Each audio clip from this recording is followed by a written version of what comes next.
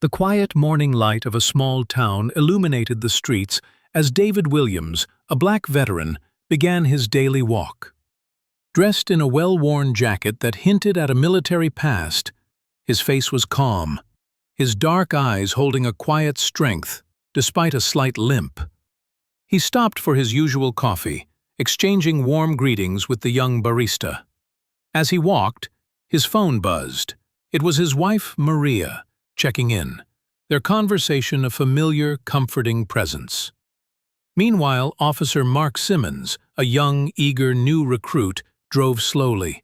His eyes landed on David by the coffee cart, and an inexplicable suspicion flickered. Mark couldn't place it, but something about David's relaxed demeanor seemed out of place. He parked, adjusted his belt, and approached David, seeing only a stranger to question, not a man who had served his country with honor. "Good morning, sir. Can I ask what you're doing here?" Mark's tone was firm, official.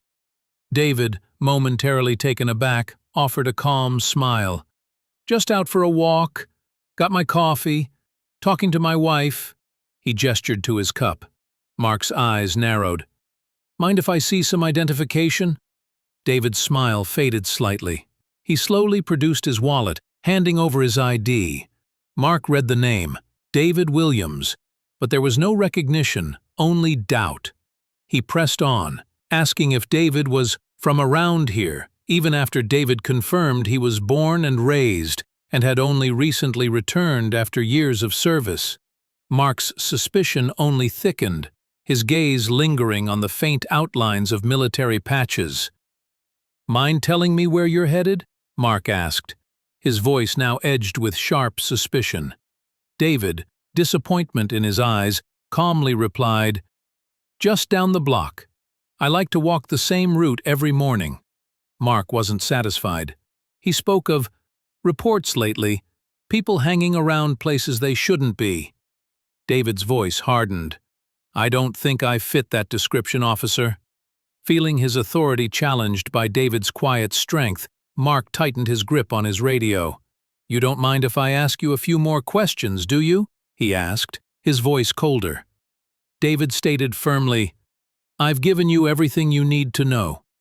But Mark stepped closer, imposing. "Look, sir, you might be hiding something. Just because you're walking around here like you own the place doesn't mean—" A flicker of hurt crossed David's face before he controlled it. "Officer, I've already told you why I'm here." Feeling his grip on the situation slipping, Mark spoke into his radio, calling in backup for a suspicious individual, describing David in sparse, cold terms. David listened, feeling a chill at how Mark was shaping a narrative that didn't match reality. Moments later, the distant wail of sirens cut through the quiet. David's heart sank, bringing memories of real danger.